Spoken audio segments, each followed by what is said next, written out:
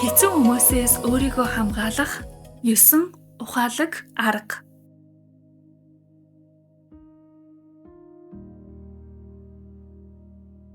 Хэцүү хүмүүс гэдэг үгийг сонсонгууд хэн нэгэн шууд санаанд чинь орж ирж байна уу? Магадгүй энэ сэдвийг хараад л тийм ээ, яг энэ хүндээ гэж бодогдсон тийм хэн нэгэн байгаа бол өнөөдрийн яриа өөрт чинь тус болно гэдэгт итгэлтэй байна. Зарим хүн тэгтлээ муухай ашиглаж илт дургу хүргээд байдаггүй ч цаанаа л нэг дэрэгдэн байхад дотор нэг л хүнд оргиод байдаг. Зарим хүн өөрийг чинь шууд доромжлоогүй ч ярьж дуусны дараа чи өөрийгөө нэг л буруутай, нэг л жижиг, нэг л ядарсан мэтээр мэдэрч үлддэг. Зарим хүнтэй уулзаад ирсний дараа тэр уулзалт аль хэдийн дуусчихсан байхад ч дотор чинь дуусаагүй нэг л гомдол, гуниг, өөдгөө мэдрэмж үлдээж хоцорсон байдаг. Тэр нэгэн хүн өрөөнөөс гараад явчихсан байхад хүртэл энерги нь чиний толгойд үргэлжилдэг. Чиний биед үргэлжилдэг. Чиний бодолд үргэлжилдэг. Ийм л хүмүүсийн тухай өнөөдөр ярих юм. Орчин үед тэдгээр хүмүүсийг товчхондоо токсик хүмүүс гэд нэрлэлсэн байгаа. Тэгэж ойлгоод сонсоод явсан ч болно шүү. Хэцүү хүмүүс гэдэг зөвхөн бүдүүлэг, муухай айштай, илт эвгүй хандлагатай хүмүүсийг шууд хэлдэггүй. Зарим нь маш илдэг өнгөөр ярьдаг нь ч бий. Би чамд л сайн санаж хэлж байна гэж эхэлдэг. Заримдаа тэр хүмүүс гэр бүлийн гишүүн байдаг. Зарим нь найз байдаг. Зарим нь хамт ажилладаг хүн байдаг. Зарим нь бүр сошиал дээр чиний тайван байдлыг эвдэж чаддаг танихгүй хүн байдаг. Тийм хүмүүстэй бид нар магадгүй алхам тутамдаа тулгараад яаж тэр хүмүүсээс зайгаа барих уу, холдох уу, учраа олох уу гэд шаналж яваа. Тэр шаналлт чинь би туслахыг хүсээд 9 арга зөвлөгөөг хүргэх гээд байгаа. Гэхдээ эдгээр аргын энэ сэдвийн маань гол санаа нь юу вэ гэхээр хэцүү хүмүүстэй яаж харьцах вэ гэдэг нь тэдрийг яаж өөрчлөх вэ гэсэн тухай биш шүү. Харин өөрийгөө яаж авч үлдэх вэ гэдэг яриа байх болно. Чиний амар амгалан, чиний дотоод төв, чиний үнцэн, чиний эрч хүч хаана алдагдаад байгааг анзаарах тухай юм. Ингээд тэдгээр хэцүү хүмүүсээс өөрийгөө хамгаалах 9 аргын тухай нэг бүрчлэн дугаарлаад танилцуулаад яриад явъя. Эхний арга бол хэцүү хүний химнэлд бүү ор. Хэн нэгэн ууртай байна гэд чи бас заавал уурлах албагүй. Хэн нэгэн хурц зантай байна гэд чи бас хурц болох шаардлагагүй. Хэн нэгэн доош нь татах өнгөөр ярьж байна гэд чи тэр төвшин рүү буух хэрэггүй. Олон хүн яг энд өөрийгөө алддаг. Тэд уг нь тайван сайхан хүн байж болно. Гэтэл нөгөө токсик хэцүү хүнтэй тулгархаараа нөгөө хүнийхөө өнгө тоон, нөгөө хүний химнэл, нөгөө хүний бухимдлыг өөр дээрээ үргэлжлүүлээд аваад явдаг. Тэр хүн чанга дуугаар яриад эхэлвэл чи бас дагаад чангарна. Тэр хүн шоолж тохуурхна. Тэгэнгүүт чи бас хатуу зангаа гаргаж эхэлнэ.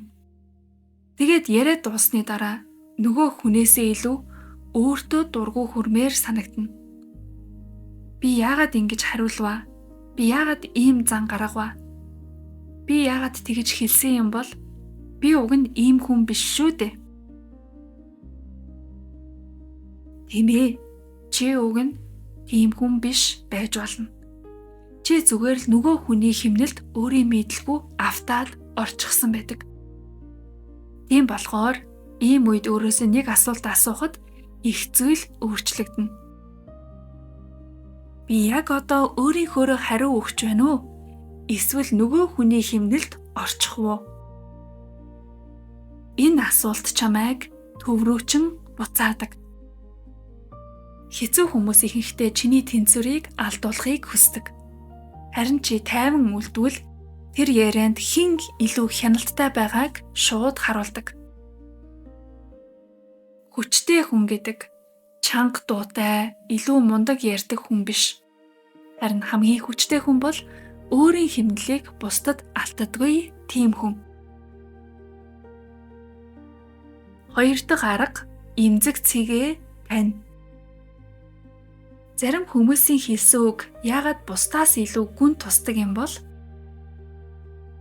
Жишээ нь ажил дээр нэг хүн энийг арай дээр хийж болоогүй байсан юм уу гэж хэллээ гэж бодъё. Өөр хүн хэлсэн бол чи зүгээр ажлын шаардлага санал байна гэж хүлээж авах байсан байж магадгүй.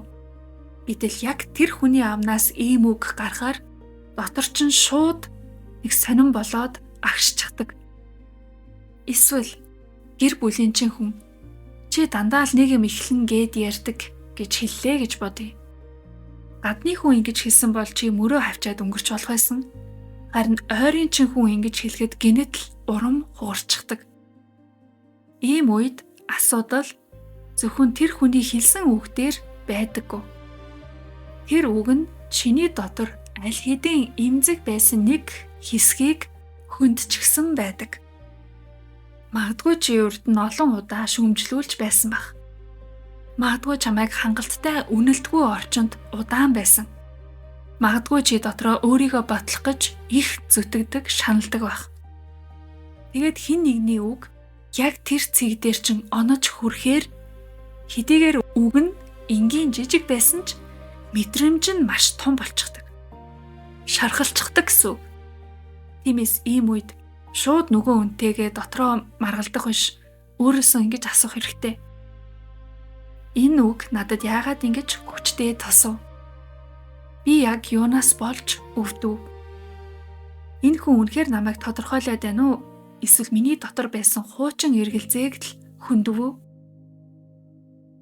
Ингээд асууж чадаад эргцүүлэх юм бол байдлыг маш их тайвшруулдаг.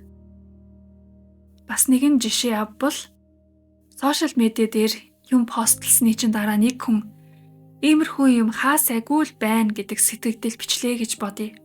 Хэрвээ чи тэр өдөр төлөв төвшин өөртөө итгэлтэй байвал тэрийг уншсан ч зүгээр л өнгөрөөнө. Харин дотроо өөрийгөө батлахыг хүсэж байгаа үед тэр комент таарлтвал хариу бичих дахиад өөр нэг сайн пост оруулмаар санагдах хүртэл нөлөөлж магадгүй. Магадгүй тэр комент дотор чинь нэг юм хөдөлгөж дургугч хүргэсэн бол шууд хариу бичих гэж яарахын оронд өөртөө бодоод үзээрэй. За энэ комент надад таагүй санагдлаа. Яагаад гэвэл миний дотор одоо хүртэл бүх хүнд таалагдах ёстой мэт боддог нэг тийм хэсэг байна. Одоо надад маргахан чухал биш, би өөрийнхөө тайван байдал төв рүүгээ буцах хэрэгтэй. Энэ комент миний дургуг хүргээд эмзэг цэгийг минь хөндөд байна гэдгийг хүлээн зөвшөөрч олж харах хэрэгтэй гэсэн үг юм. Эмзэг цэгээ мэддэг хүн дараагийн удаа ямар нэгэн таагүй зүйл, таагүй тохиолдол тулгархад шууд нурж ундаггүй. Хэсэг зогсоод тэрийг тайван ойлгож чадна. Тэр ойлгох, тайван байх завсар зайн эргээд өөрт чинь хамгаалалт болдог.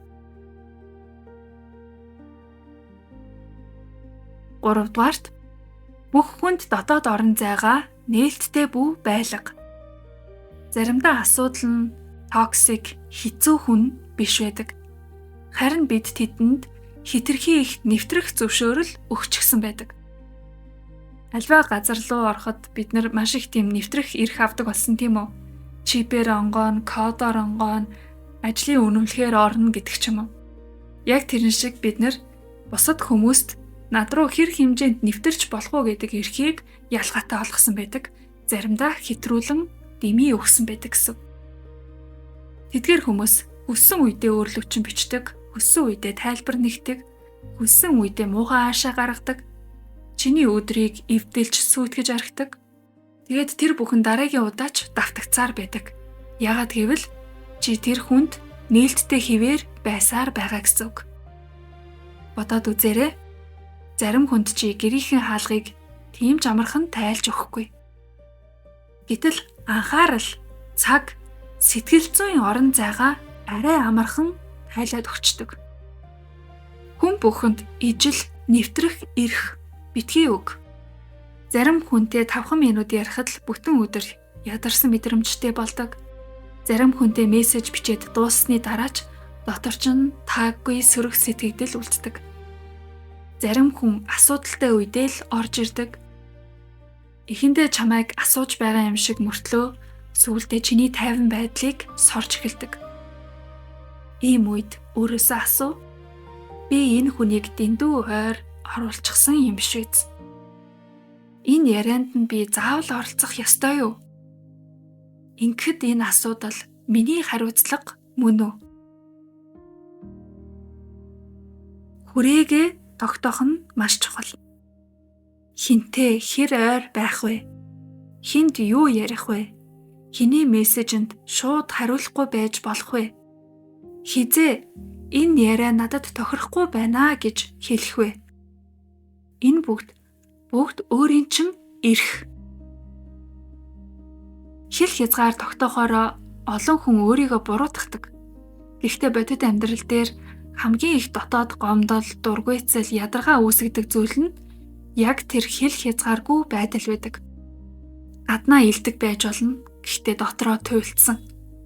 Гаднаа бусдад нөхөрсөг тусалж байгаа мэт байж болно. Дотроо ууртай, дургуйцсан. Ийм байдалтай удаан яваад байх юм бол энэ нь хүнийг дотроос нь хоосолдог. Тэгэхээр өөрийгөө хамгаалахын тулд өөрөө л хэл хязгаараа тогтоож эхлэх хэрэгтэй байна. Дөрөвдөх арга тайван байдал бол хүч. Тайван байна гэхээрээ дуугүй төвчхийг хэлэхгүй. Тайван байна гэхээрээ айж байна гэсэн үг биш. Тайван байна гэхээр өөрийн хяналтыг алдаагүй байна гэсэн үг. Хэцүү хүнтэй тулгархад хамгийн түрүүнд алдагддаг зүйл бол дотоод хяналт. Хүн уурлахдаа хурц муу үг хэлж магадгүй. Дараа нь энэ үгэндээ харамсаж мэднэ.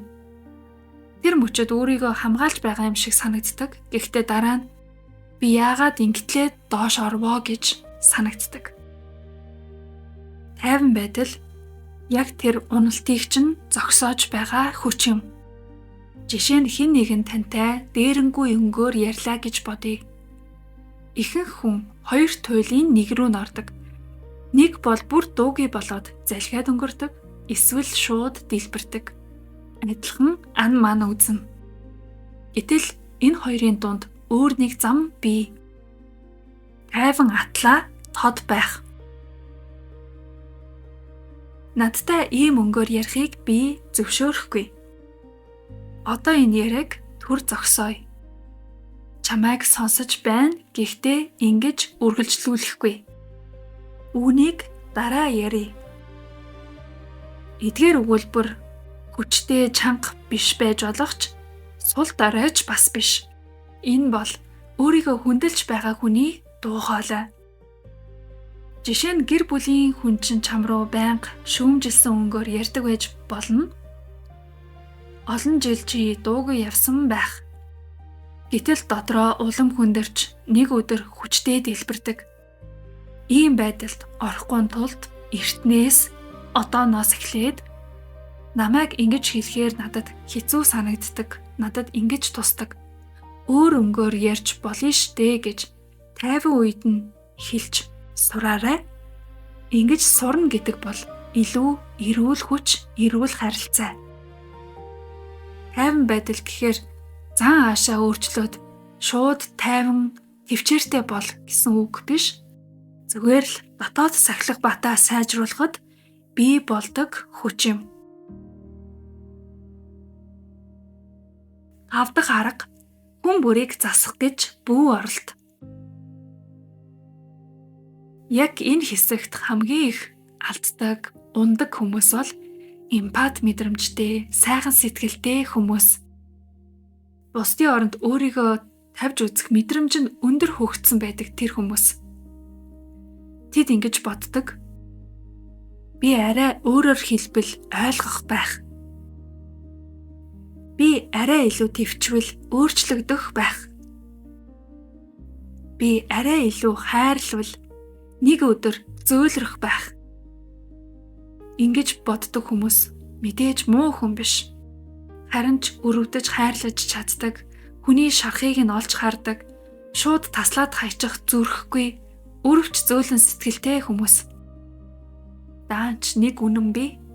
Хүн бүр чиний тайлбараар өөрчлөгдөхгүй. Хүн бүр чиний төвчээрээр өсөхгүй. Хүн бүр чиний хайр дээр зөөлрөхгүй. Зарим хүмүүс чиний өгсөн бүхнийг авна. Аваад л. Харин хариуд нь илүү ухамсартай, илүү хүндэтгэлтэй болно гэж байдаггүй. Харин ч авч л байх ёстой гэд дасчихдаг. Чи дахиад л тэдрийг ойлгож өгнө. Дахиад тайлбарлан, дахин боломж олгоно.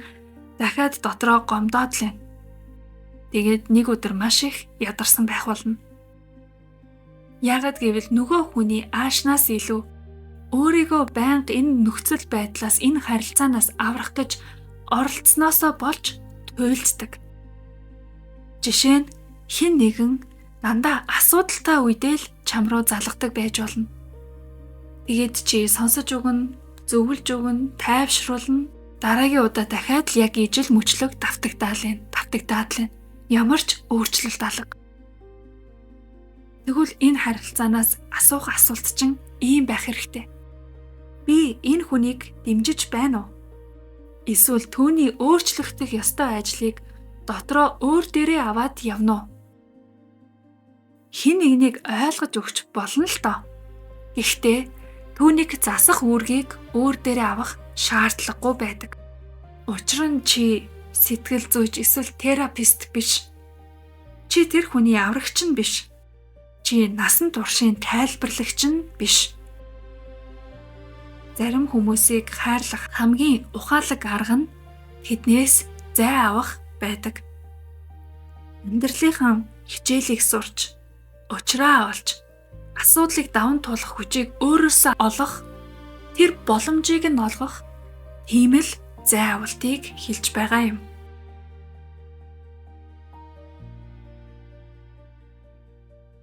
6 дахь арга драмаг тэжээхэ бэл. Драматик байдал гэхээр бид нэр ойлгож байгаа хэрэл ам, хэр үл шуугэн асуудал. Зарим хүмүүс тайлбар, маргаан, бухимдал, хүчтэй реакшнаар амиа тэжээдэг. Чи оролцох тусам тэр цикл нь улам хүчтэй гал авалцаж үргэлжилдэг.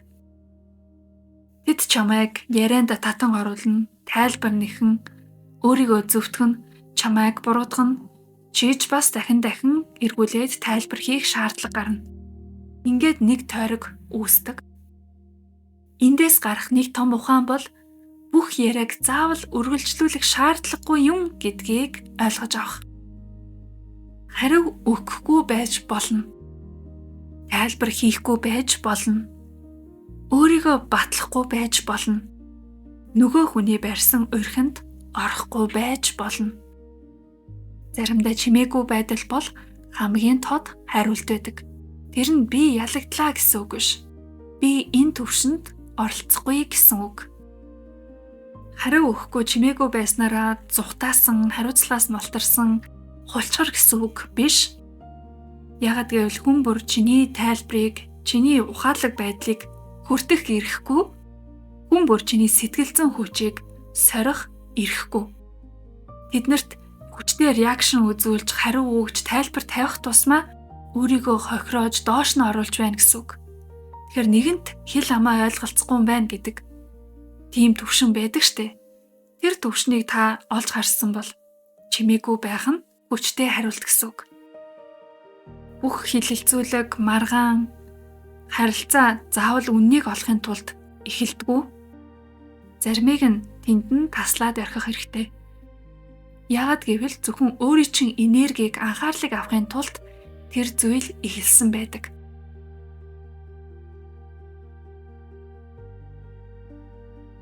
Долоо дахь арга эхлээд биеэ тайвшруул, дараа нь хариу өг. Хэцүү хүнтэй харьцахад гаргадаг түгээмэл алдаа бол яг эхний хэдэн секундэд гардаг. Чи гинэд уурлана.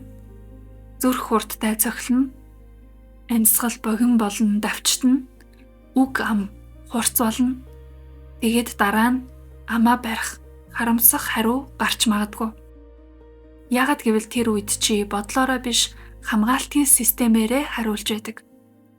Тиймээс ийм үед хамгийн ихний ур чадвар бол шууд хариу өгөх биш, эхлээд аль болох биеэ тайвшруулах. Ус уу, амьсгал, болж өгвөл гүнзгий амьсгалын дасгал хий, алхаад ир, утсаа төр хоол тавь, бичсэн мессежээ шууд бүү явуул, тайвширсны дараа дахиж унш. Зарим мессежэд 10 минутын хугацаа шаардлагатай байдаг. Зарим ярианд 1 шөнө хэрэгтэй байдаг. Энэ нь мундаг биш, мэдлэггүй байна, чадваргүй байна, хүчгүй байна. Тийм болоод би хариу өгөхгүй удлаа, хэлэх үггүй болоод чимээгүй болсон юм шиг нөгөө хүндээ ойлгохдохгүй гэсэн тиймэрхүү сул байдал биш юм. Харин өөрийгөө удирдах байгаа хэрэг. Тиймээс үүнийгээ ухамсарлаад өөртөө арай тайван хандах хэрэгтэй. Чиний эхний хариу үйлдэл, эхний мэдрэмж, сонор сэрэмж хамгийн ухаалаг дуу хоолой биш байх үе олонтоо байдаг.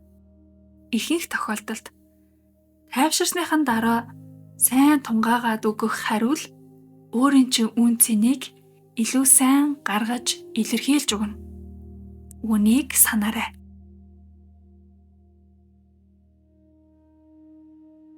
Хэцүү хүмүүсээс өөрийгөө хамгаалах 8 дахь арга. Анхаарлаа тэднээс авч амьдрал руугаа буцаа.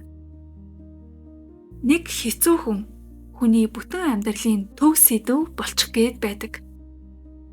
Нэг комент, нэг ааш араншин, нэг шудрах бус яриа, нэг таагүй уулзалт. Энэ бүхнээс болоод хэдэн цаг, хэдэн өдөр, заримдаа хэдэн сар алдаж болдог. Нөгөө өдрийн бодол шөнийн зүүд гэдэг шиг өөрөө чи ертөнцид маш том зай эзлээд байдаг. Гэтэл хайрын тэр цаг хугацаанд чи юу хийж болох байсан бэ? Амрах, идгэх, сурах, бизнесийн санаагаа эхлүүлэх, контент хийх, хайртай хүмүүстэйгээ байх, амттай хоол хийж идэх, мөрөөдөлтөө ойртох. Өөрийнхөө амьдралд тус олох зөндөө сайн сайхан зүйлийг хийж болох цаг хугацааг тэр хүмүүсээс болоод алдаж орхидог. Тиймээс хаяа өөрөөсөө асуу. Энэ хүн миний бүтэн амьдралын анхаарал авах хэмжээний үн цэнтэй хүн үү? Ихэнхдээ хариулт нь үгүй байдаг. Чиний анхаарал бол өөрөө их үнэтэй. Чи түүнийг хаашаа өгнө? Амьдрал чинь тийшээ ургана. Нэг хүний хэцүү зан чиний бүтэн ирээдүйн төв сэдэв болох ёсгүй шүү. Сүүлийн 9 дахь арга. Дотоод амар амгалангаа үнэт зүйл шиг хамгаал. Эцэст нь хамгийн чухал зүйл. Дотоод амар амгалан бол хансаглал биш. Энэ бол өөрийн чин үндсэн хөрөнгө. Зарим хүмүүс мөнгөө маш сайн хамгаалдаг мөртлөө энерги хинт ч хамаагүй өгөөд байдаг.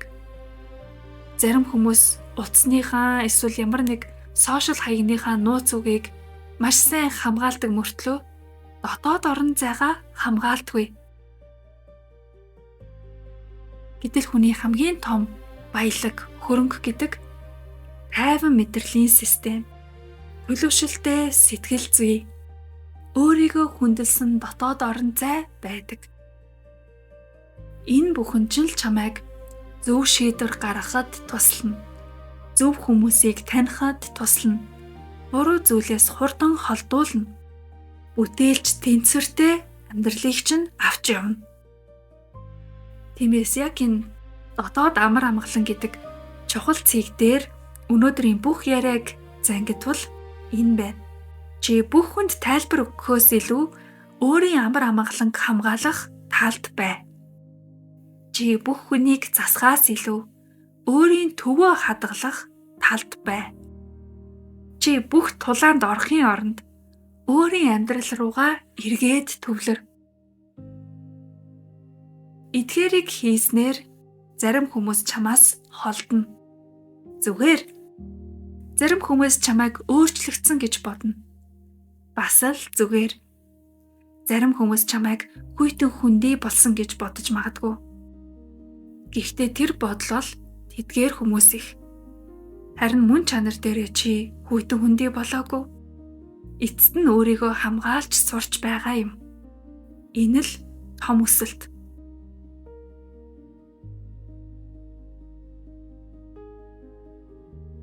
Ингээд өнөөдрийн яриагаа өндөрлөө. Хэрв чиний амьдралд яг одоо хэцүү хүн байгаа бол нэг зүйлийг санаарай. Тэр хүнийг яах вэ гэдэг нь гол асуудал биш. Өөрийгөө яаж авч үлдэх вэ? Өөрийгөө яаж хамгаалах вэ гэдэг нь чухал байна. Ягаад өнөөдрийн бүх яриа ийшээ чиглэсэн гэхээр бид нар гадаад хүчин зүйлийг хянаж, удирдах, нөлөөлж чадахгүй. Тэр тусмаа өөр хүний бодол, үзэл баримтлал, итгэл, үнэмшил, харах үнцгийг нь удирдан чиглүүлж чадахгүй. Тийм байтал тэгж чадах юм шиг зүтгэх нь өөрөө дэмий хүч болоод байгаа. Хэдий тэр хүн өөрийн чинь хүүхэд, эхнэр нөхөр, сайн найз, ойрын холбоотой хүмүүс байсан ч гэсэн тэдгээр хүмүүс чинь шал тустай оршихуй. Нэг ихээс төрсэн мөртлөө маш өөр зан чанартай өөр хүмүүс дүүрэн байгаа те бид нэр амьдралаас олж харж байгаа. Тэр чинь юуг илэрхийлж байна гэхээр тэр хүмүүс өөр сүнслэг оршихуй, өөр өгөгдөлтэй, өөр үзэл баримтлал, итгэл үнэмшилтэй. Тэгээд өөрсдийнх нь зөв гэж бодсон амьдралын өнцгөрл юмд хандаж явж байтал минийх л зөв юм шиг, над шиг бодсонгүй гэж дайтаж, сөргөлдөж амьдрах нь бидрийг маш их ядаргаана.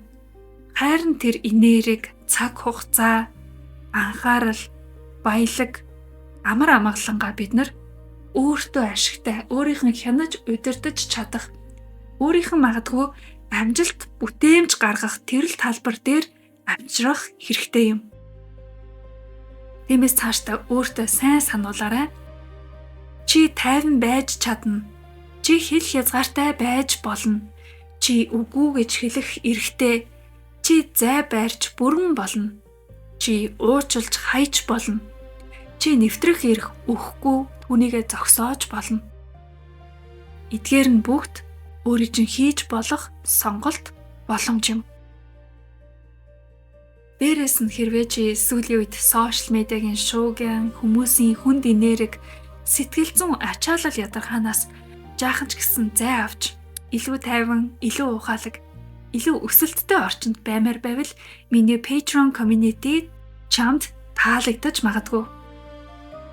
Тэнд би шин сэтгэлгээ, манифест хийх аргачлал, сургалт, хувь хүний дотоод өсөлт, мөн сонирхолтой подкаст, радио нэвтрүүлэг, амьдралаа дотроос нь зэгцэлэхэд хэрэгтэй агуулгуудыг хуваалцдаг. Заримдаа хүний бодлыг өөрчилж дотроос нь өсгдөг зүйл нь зөв орчин байдаг. Тэгэхээр тэр зөв орчныг бий болгоход заавал явж очиод ямар нэгэн байршлаас, эд хөрөнгөөс, харилцаа холбооноос хамааралтай сонголт хийх шаардлагагүй.